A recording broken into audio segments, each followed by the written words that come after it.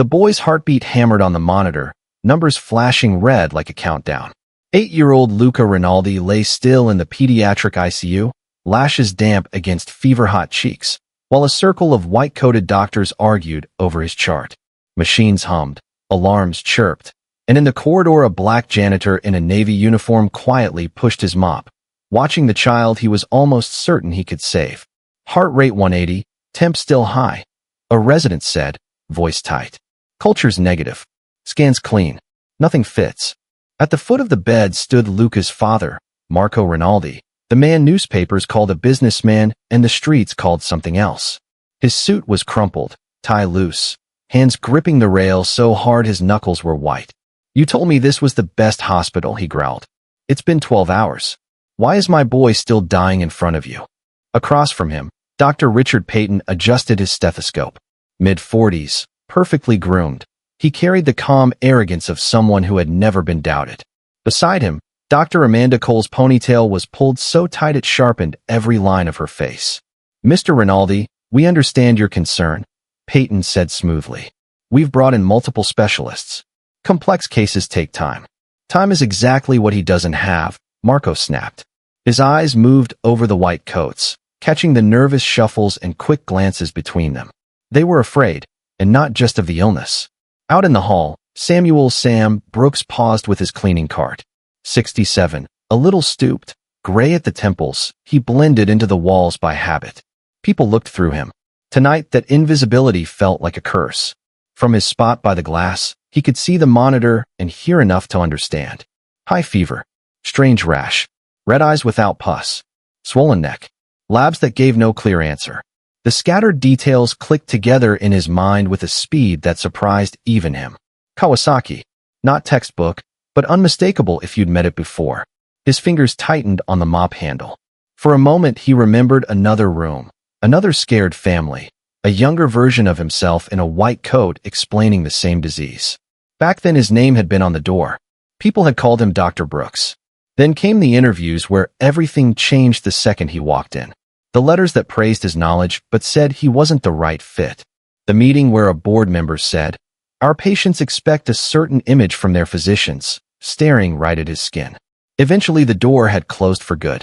The degree went in a box. The white coat disappeared. The bill stayed. "Sir, can you move?" a young resident snapped now, nearly hitting his cart. She didn't look at his face. "We're dealing with a critical case." "Yes, ma'am," Sam said, stepping aside. Through the open door, he saw Luca more clearly. Small chest rising too fast. Lips dry. Fingers curled into the blanket. Marco stood over him like a guard who had run out of ways to fight. Inside, Dr. Cole rubbed her forehead. "We've ruled out meningitis, sepsis, leukemia, autoimmune disorders. Echo's normal. We're running out of options." "Then find more," Marco shot back. "If my son dies in this building, every one of you will answer for it. I don't care where you graduated from." Silence dropped over the room. Sam's chest ached. No parent should have to beg like that. No child should have to wait for someone to notice what was right in front of them. But he also knew what would happen if he spoke. He could hear the lines already. "You clean floors. We went to school for this. Stay in your lane." Versions of those words had chased him from offices and committees for years. Not the image we're looking for. Not sure you'd fit our culture. Nice phrases for the same ugly truth. You're not the kind of doctor we want. He looked back at Luca's monitor. The numbers spiked again. 12 hours of guessing. 12 hours of pride. 12 hours of a boy's heart working too hard. You could walk away, he told himself. This isn't your job anymore. No one expects you to fix this. But if you say nothing and that child dies, can you live with it? He wiped his palms on his uniform. The old training rose in him. Observe, decide, act. Before he could talk himself out of it, he pushed the cart forward until he stood in the doorway. At first, no one noticed. The doctors were busy talking to each other. Only Marco looked up, drawn by the small squeak of wheels on the floor. Their eyes met. A desperate father and an old man with a mop who knew more than he should. Sam swallowed. His voice wanted to shake, but he wouldn't let it. He stepped fully into the room, crossing the invisible line that said people like him belonged outside. "Mr. Rinaldi," he said quietly, "I think I know what's making your boy sick." The room froze. Heads turned. The white coats stared like they had misheard him. Irritation flashed across Peyton's face, followed by disbelief. Marco's voice dropped to a low, dangerous tone. What did you just say? Sam straightened his shoulders, feeling every night he'd spent reading medical journals in a supply closet, every exam he had passed, every patient he'd once helped. I've seen this before, he replied. And if I'm right, you don't have much time left to treat it. The silence in the ICU thickened as every head turned toward the old janitor standing inside the treatment zone. Dr. Peyton blinked twice, unable to process the interruption. Excuse me, he snapped, stepping forward as if shooing an insect. Sir, this is an active medical emergency. Please leave immediately. Sam didn't move. He kept his eyes on Marco, not the doctor's. Your son's fever pattern, the rash on his chest, the swelling on the left side of his neck. These things line up in a very specific way. Peyton let out a sharp laugh. You think you understand differential diagnoses? You clean floors. Marco lifted a hand, stopping Peyton cold. Let him talk. His voice carried a warning no one dared ignore. Sam took a breath. This looks like incomplete Kawasaki disease. It doesn't always show the classic symptoms, so it tricks even experienced physicians. But if untreated, his gaze shifted to the small figure on the bed. It can damage the coronary arteries, sometimes permanently. A murmur ran through the team. Dr. Cole's brows furrowed, uncertainty flickering across her face. Peyton shut it down immediately. Impossible. We checked the criteria. The fever hasn't persisted long enough. The rash is inconsistent. He doesn't meet the textbook profile. Because you're looking at pieces, Sam replied calmly. Not the pattern. That struck something in Marco. He stepped closer. Old man, how do you know this? The memories stabbed deep. Bright hospital corridors from another lifetime. Children he'd treated, lectures he'd given. The ache of doors slammed shut for reasons that had nothing to do with competence. Because I've diagnosed it before, he said quietly. More than once. Peyton scoffed. What did you diagnose it with? A mop. Some residents laughed, quick and nervous. Sam ignored them. He approached the bed slowly, stopping only when Marco gave a slight nod. He studied Luca's flushed face, the peeling skin on his fingertips, the faint red shading around his eyes. All signs he knew too well. Look at his lips, Sam murmured. Dry, cracked. Look at his eyes, red but not swollen with pus. These details matter. Dr. Cole hesitated. Those are real indicators, Peyton. Peyton shot her a glare. We are not taking clinical direction from a janitor. Marco's voice cut across the argument. How long does my son have? Sam lifted his gaze. If it is Kawasaki, your window is short. Hours. Maybe less. Marco's throat tightened. Fear and anger twisted together. He turned to the doctors. You've had 12 hours and given me nothing. This man gives me one answer. One possibility. And you mock him. Because he is unqualified. Peyton snapped. This is dangerous. He has no license, no authority. And you have results? Marco barked. Peyton fell silent. Sam stepped back, giving them space. He wasn't here to win an argument. He was here to stop a child's heart from breaking, literally. All I ask, he said softly, is for you to check his coronary arteries. An echo. If they're dilating, you'll know I'm right. Dr. Cole looked between the monitor and the boy. Logic tugged at her. It's a harmless test. It won't hurt him. Peyton clenched his jaw. This is ridiculous. Do it, Marco ordered. Now. The room exploded into motion. Nurses wheeled in the portable echo machine. Dr. Cole prepped the gel. Peyton stayed rigid, arms crossed, fighting the test he was now forced to allow. Sam stepped aside but stayed close enough to see the monitor when it lit up. The moment the image stabilized, Dr. Cole's face changed. Subtly first, eyes narrowing, breath catching, then fully, as fear and realization washed over her. She whispered, "There's dilation." Peyton froze. "No, that can't." She increased the magnification. Left coronary artery, enlarged, definitely abnormal. A stunned silence fell like a blow. Peyton paled. Residents stared. Nurses exchanged shocked glances. Sam closed his eyes, not in triumph, but in sorrow for the hours lost. Marco grabbed the bed rail. "Tell me, what does that mean?" Dr. Cole swallowed hard. "It means he was right." Marco turned slowly toward the man in the janitor's uniform. This quiet stranger who saw what none of the trained experts did. Sam met his gaze with steady calm. "Your son needs treatment immediately." For a long moment, no one moved. The echo screen glowed softly in the dim ICU light, revealing the truth none of them wanted to see. Luca's coronary artery, slightly swollen, pulsed with each struggling heartbeat. And a janitor, an invisible man in a Navy uniform, had identified it before any of them. Marco exhaled a shaking breath, hands trembling against the rail. So what do we do now? Dr. Cole straightened, professionalism snapping back into place. We begin 4 immunoglobulin immediately. High-dose aspirin. We'll stabilize him. Peyton's eyes darted between the screen and Sam, face flushed with humiliation. This doesn't mean he was right about the diagnosis, he muttered weakly. Coronary dilation can appear in. Dr. Cole cut him off, her tone sharp for the first time. Richard, stop. We missed it. He didn't. The tension in the room shifted. Sam, still standing quietly near the wall, felt dozens of eyes on him. No longer dismissive, no longer mocking. But hesitant, uncertain, and above all, ashamed. Marco stepped toward him. Old man, he said softly, you just saved my boy's life. Don't ever let anyone tell you that you don't belong here. The words hit Sam harder than he expected.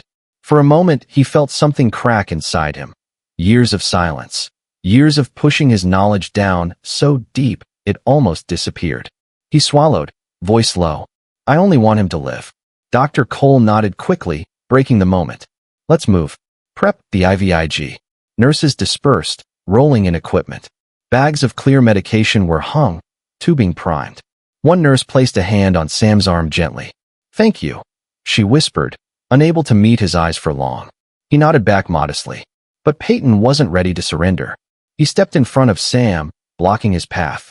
Where exactly did you learn all this? He demanded, trying to regain dominance. This level of diagnostic reasoning requires years of training. Sam's posture stiffened. I have years of training. Peyton scoffed. Reading articles in the supply closet doesn't count. Marco stepped forward, face darkening. Watch your tone. Mr. Rinaldi, Peyton tried. No, Marco snapped. Let him answer you properly. Sam's gaze met Peyton's, calm but holding decades of buried hurt. I went to medical school, he said simply. Gasps rippled around the room. Graduated at the top of my class. Practiced for years. Until institutions decided the color of my skin was a bad fit for patients they considered delicate. A heavy silence fell. Peyton's jaw slackened, surprised into speechlessness. Dr. Cole swallowed hard, realizing the truth before anyone else voiced it. You were a doctor? Sam nodded. Still am. Just not a licensed one anymore. Life doesn't always let you keep what you worked for. Across the ICU, one nurse wiped her eyes. Another resident shifted awkwardly, guilt spreading through the young staff. But Luca's monitors interrupted the moment, heart rate climbing again. Start the infusion, Dr. Cole ordered. They moved quickly. The IVIG drip began flowing into Luca's arm. Nurses checked vitals. Dr. Cole stood at the head of the bed, eyes sharp and alert. Sam lingered behind the curtain, watching every detail, his medical instincts awakening like muscles finally remembering their purpose. Monitor him closely, he said quietly. Sometimes the fever spikes before it breaks. Peyton turned. We don't need your input anymore. But Luca suddenly jerked on the bed, breath catching. Heart rate rising, a nurse called. 140. Push fluids. Dr. Cole instructed.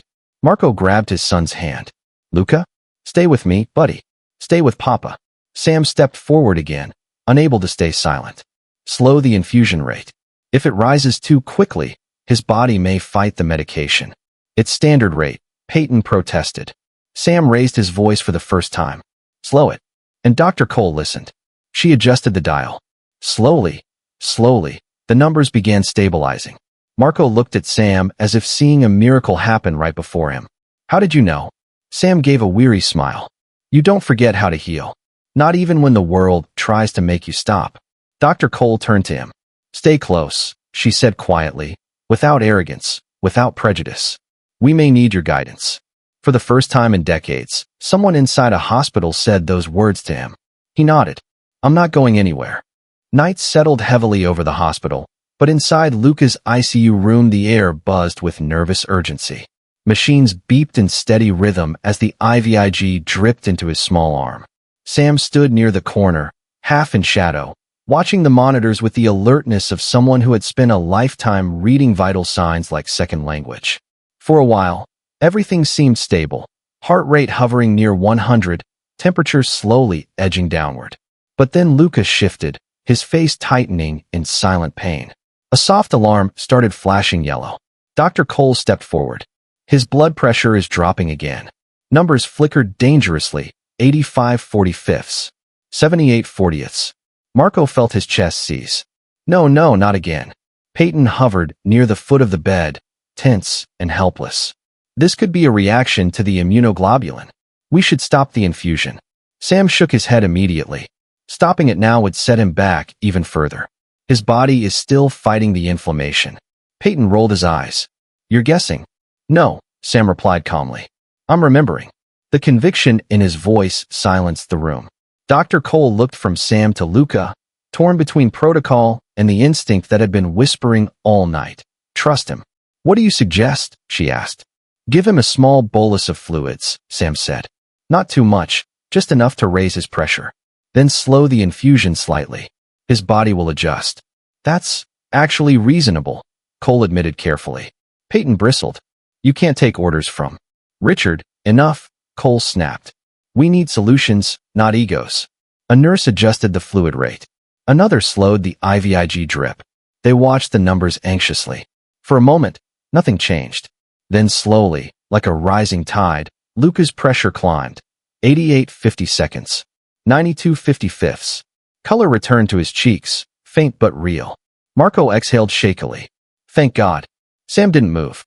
His eyes stayed on Luca, scanning him from minute to minute, waiting for the next sign. Then something unexpected happened. Luca mumbled. Very softly, barely audible, but unmistakable. His head shifted, and his fingers twitched around his father's hand. Marco leaned over him, voice trembling. Luca? Can you hear me? A small whisper. Papa. Tears filled Marco's eyes. I'm here, son. I'm right here. You're doing so good. The room exhaled as if one breath had been held by everyone. Even the nurses smiled behind their masks. Dr. Cole checked the chart. Temperature is dropping. Heart rhythm improving. He's responding. Sam allowed himself a small, relieved smile. Not triumph, just quiet gratitude. Good. The treatment is working. But Peyton refused to let go of his bitterness. This doesn't prove anything. We would have reached the same result eventually. Sam didn't rise to the bait. He'd faced worse words from better men. Marco, however, snapped his head toward Peyton.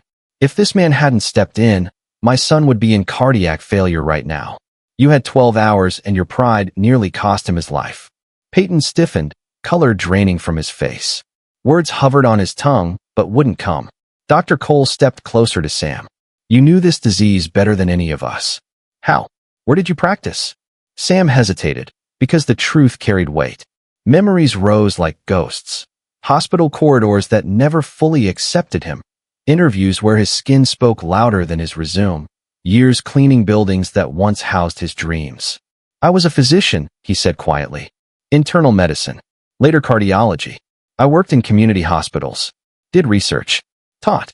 Tried to do what I loved. Cole blinked, stunned. And then, Sam's expression didn't change, but his eyes dimmed with old hurt. Then doors closed. Opportunities dried up. Reasons were vague, but always the same. Black physicians were not the best fit for certain institutions. He paused. Eventually, the system pushed me out. The room went still. The truth of it, heavy, undeniable, hung in the air like smoke. Marco clenched the bed rail, anger simmering beneath the grief in his chest. This country throws away men like you, while pretending to need heroes. Sam offered a gentle, tired smile.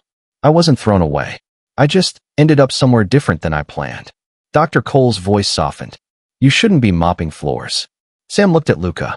Tonight, being here was exactly where I needed to be. Marco stepped forward, jaw tight with determination. After my son is safe, we're going to talk about getting you back where you belong. Sam blinked, surprised, then shook his head. Let's focus on Luca. He still isn't out of danger. Almost on cue, the monitor beeped a faster rhythm. Dr. Cole frowned. Heart rates rising again. Peyton stepped backward nervously. What now? Sam leaned closer to the screen, eyes narrowing. This isn't failure. This is the turning point. The monitor's rapid beeping sliced through the ICU's tense silence. Luca's heart rate climbed again, 135, 148, 160. His breathing grew shallow, chest rising in uneven waves. The nurses rushed to the bedside, fear flickering in their eyes. This wasn't a simple spike. It felt like the storm before a final break. Marco's voice cracked. What's happening to him now? Dr. Cole scanned the numbers, biting her lip. His inflammation may be flaring again. This can happen during the transition period, but we need to act fast. Peyton hovered behind her, pale and speechless, fear replacing arrogance. Every passing minute exposed his earlier confidence as hollow. Sam stepped closer, posture steady despite the chaos swirling around him. He had seen this pattern before, in children whose bodies fought the cure as fiercely as the illness. Look at his breathing, he said calmly. Listen to it. A nurse leaned closer. It's fast, too fast. It's compensatory, Sam said. His heart is struggling to maintain output. If we don't support him now, the inflammation could overwhelm the myocardium. Marco's eyes widened. English, please. Sam softened his tone. His heart is tired. We need to help it. Dr. Cole turned to him. What do you recommend? Sam pointed to the medication tray. Start a low-dose dopamine drip, just enough to support circulation, and continue monitoring the IVIG. We must not stop the treatment. Peyton finally found his voice. Dopamine? That's aggressive. He's a child. Sam met his eyes squarely. So treat him like one you intend to save. The room froze. Peyton said nothing. Dr. Cole nodded. He's right. Set the infusion. The nurses moved swiftly, prepping the medication. Marco squeezed Luca's hand as the boy let out a small whimper, his body fighting a battle too big for him. The dopamine line connected. Monitors beeped. Machines hummed. And the seconds dragged like hours. Then Luca's heart rate slowed. 152. 144. 130. His breathing eased. His chest settled into calmer rhythm. Color crept slowly back into his cheeks. The room released a collective breath. Marco placed a trembling hand over his face, emotions pouring through him. Thank you, thank you. Sam's shoulders eased, but he remained alert. We're stabilizing, but he's still vulnerable. The inflammation is retreating. His body is beginning to accept the treatment. Dr. Cole turned to him with genuine admiration now. No doubt, no hesitation. Your instincts are remarkable. You've guided every critical moment tonight. Sam shook his head. I'm just giving the boy what I was trained to give. She studied him. Why didn't you fight harder to stay in medicine? Sam looked down at his hands. Hands that once wore a doctor's gloves, not rubber custodial ones. I did fight. But you can't outfight a locked door when the lock itself judges you. The weight of the truth hung between them. Marco wiped his eyes and stepped towards Sam. When all this is over, I'm taking this story to everyone who needs to hear it. Every board, every hospital chair, anyone who thinks a man like you belongs behind a mop instead of a stethoscope. Sam raised a gentle hand. Let's save Luca first. As if on cue, Luca stirred again. His eyes fluttered open, this time clearer, less glazed. He blinked slowly, looking around in confusion until his gaze found his father. Papa, it hurts less, he whispered. Those few words nearly brought Marco to his knees. He leaned down, pressing his forehead against Luca's. You're getting better, my boy. Dr. Sam is helping you. Luca's gaze drifted towards Sam, a soft, grateful look that wrapped around Sam's heart like a blessing he didn't expect. Thank you, the boy murmured weakly. Sam swallowed hard. Rest, son. You've done the hardest part. As Luca drifted back to sleep, the monitors settled into a steady pattern, slow, safe, strong. Dr. Cole exhaled. He's improving. Really improving. Peyton looked away, shame tightening his expression. He had no place left to hide, not behind his degrees, his confidence, or his prejudice. Sam turned to leave, stepping back toward the hallway. He was used to disappearing after the crisis, blending into the quiet corners where no one looked twice at him. But tonight was different. Sam. Marco's voice stopped him. Sam glanced back. You're not leaving, Marco said firmly. Not until my boy is fully out of danger. Dr. Cole nodded. We need you. It had been decades since anyone in a hospital had said those words to him. Sam stepped back toward the bedside, the weight of the moment settling over him. Morning sunlight slipped through the ICU blinds in soft gold streaks, warming the sterile room that had witnessed a night of heartbreak, fear, and courage. Luca slept peacefully now, his skin cooler, his breathing steady, his small chest rising with natural rhythm instead of forced effort. Machines that once screamed danger now hummed with quiet reassurance. Marco sat at his bedside, exhaustion etched into his face but replaced by something brighter, hope. Real, grounded hope. Dr. Cole reviewed the latest labs with a surprised smile. Inflammation markers dropping. Blood pressure stable. Fever gone. Heart rate normal. A nurse added. Follow-up echo shows his arteries returning to normal. No further dilation. Sam remained silent in the back of the room, watching with humbled relief. Every number reflected a victory he had once been denied the chance to fight. He didn't cry. Not here, not now, but something deep in his chest loosened, a knot years in the making finally beginning to unravel. Marco rose from his chair and faced him. You saved my son's life. Without you, Luca wouldn't be breathing today. Sam shook his head gently. We all saved him. Everyone played a part. But Marco didn't accept that. Not even for a second. No. They followed the charts. You followed the child. There is a difference. Dr. Cole stepped forward, looking almost embarrassed. Sam, I owe you an apology. We dismissed you. We assumed. We were wrong. And we learned, Sam replied softly. That's what matters. Peyton lingered near the doorway, shoulders sagging. His arrogance had evaporated, leaving behind a man who finally recognized his own limitations. He stepped closer, voice unsteady. Mr. Brooks. Dr. Brooks. I'm sorry. Truly. My behavior last night was unforgivable. Sam looked at him for a long moment, not with anger, but with a tired understanding. It wasn't just your behavior. It was a system that taught you to see people like me as less than what we are. Peyton lowered his gaze. I see that now. The nurse entered with Luca's chart. He's asking for you, she said with a small smile, looking at Sam. Sam approached the bed, his heart warming at the sight of Luca's sleepy grin. Hey there, he whispered. How are you feeling? Luca rubbed his eyes. Better and hungry. Marco laughed, a real, relieved laugh he hadn't felt in hours. We'll get you anything you want, son. Anything. Sam tapped the bed rail affectionately. That hunger is a good sign. Means your body is coming back strong. Luca looked at him with bright admiration. Are you my doctor now? Sam paused, emotions tightening his throat. I'm someone who cares about you. And I'll always be here if you need me. The boy nodded, satisfied. Dr. Cole gently pulled Sam aside. We need to talk, privately. He followed her toward the hallway. Peyton joined, shoulders squared, humbled but earnest. Cole began. We spoke with the hospital board this morning. They know what happened. They know who you are, who you were, and who you still can be. Sam frowned cautiously. What are you saying? Peyton swallowed hard. We want you to return. Not as custodial staff. As a clinical advisor. Someone who trains, consults, guides. Your knowledge is too valuable to lose. Sam blinked. You're offering me a place here? No, Cole corrected. We're asking. For the first time in decades, Sam felt the weight of recognition. Not pity, not charity, but genuine respect. He inhaled slowly. I'll think about it. But only if I can continue helping the custodial team too.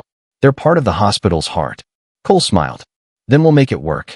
When Sam returned to the ICU, Marco approached him carrying a sealed envelope. This is for you. I don't want money, Sam said firmly. It's not money, Marco replied. It's a scholarship fund. In your name. For minority medical students who were told the same lies you were. No one should lose their dream because of the world they're born into. Sam stared at the envelope, stunned. Marco, this is too much. No, he said quietly. It's exactly what the world owes you. Sam looked back through the ICU window, at Luca laughing softly, at the nurses tending with newfound humility, at Dr. Cole, and even Peyton watching him with respect. And for the first time in a long time, he felt seen. He placed the envelope against his chest. Thank you. Marco rested a hand on his shoulder. Thank you, doctor. The word hit Sam like a sunrise. Doctor. Not janitor. Not misplaced potential. Not forgotten talent. Doctor. The title he had earned. The title he never stopped being. Ending line. And as the morning light filled the room, Sam understood that he hadn't just saved a child's life. He had reclaimed his own.